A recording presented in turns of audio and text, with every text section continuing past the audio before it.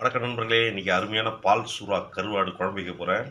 சும்மா 2 கத்திரிக்காய், ஒரு அரை முருங்கைக்காய், 2 தக்காளி, வெங்காயம், தாளிக்கிறதுக்கு காஞ்ச மிளகாய், கடுகளப்பு, வெந்தயம், மிளகு ஜீரகம் சுள்ளுன்னு காரம் இருக்கிறதுக்காக, பூண்டு, கருவேப்பிலை, கரைச்சி வச்ச புளி, இன்னொன்று காட்டுறேன். முன்னாடியே மொச்சப்பயிர் வேக வச்சுட்ருக்கேன். இன்றைக்கி அசத்தலான கருவாட்டு குழம்பு ரெடி ஆகும். சட்டி வச்சாச்சு. சட்டி சூடானோடனே எண்ணெய் ஊற்றிக்கலாம்.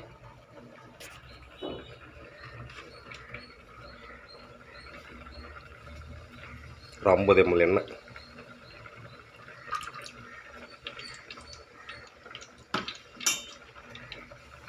சூடாகிடுச்சு.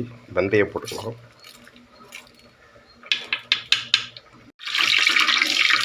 கடுகு, காஞ்ச மிளகாய். கடுகு பொரியுது. பூண்டு, கருவேப்பிலை.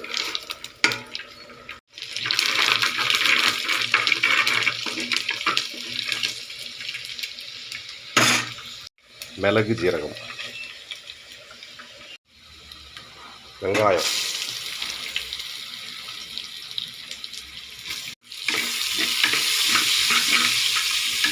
வெங்காயம் வதங்கும் போதே கத்திரிக்காய் போடலாம். கத்திரிக்காய். பால் சுறா கருவாடு சுடுதண்ணியில் கொதிக்க வச்ச சுடுதண்ணியில் போட்டு அரை மணி நேரம் ஊற விட்டு கழுவி எடுத்தாச்சு. அதுலேயும் உப்பு இருக்கும், அதனால் கொஞ்சோண்டு உப்பு. தக்காளி,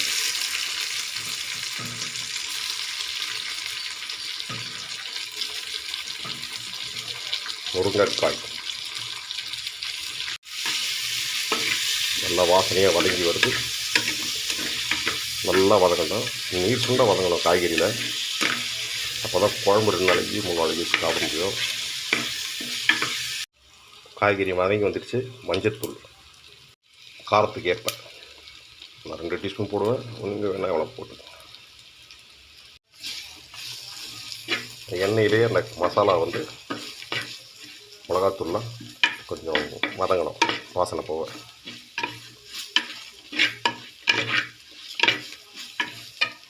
எலுமிச்சங்காய் அளவு புளி கரைச்சி வச்சதை ஊற்றிடலாம்.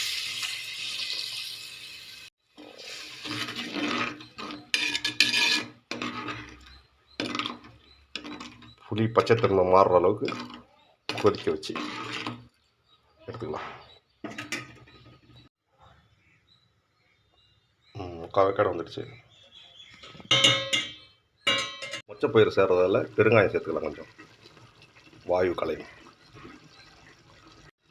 மொச்சப்பயிர் வேக வச்ச தண்ணியோடு கலந்துக்கலாம்.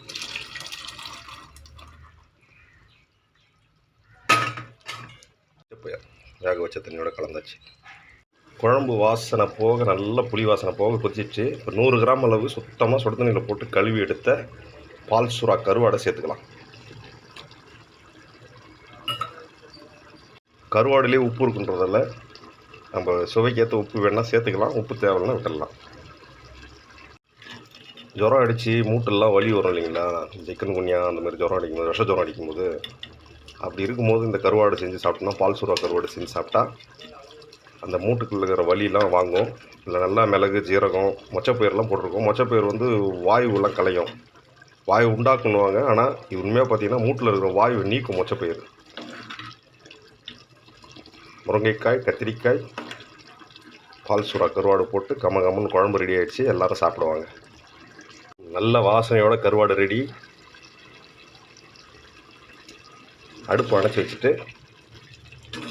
அப்படியே அமைதியாக மூடி வச்சுருக்கோம்.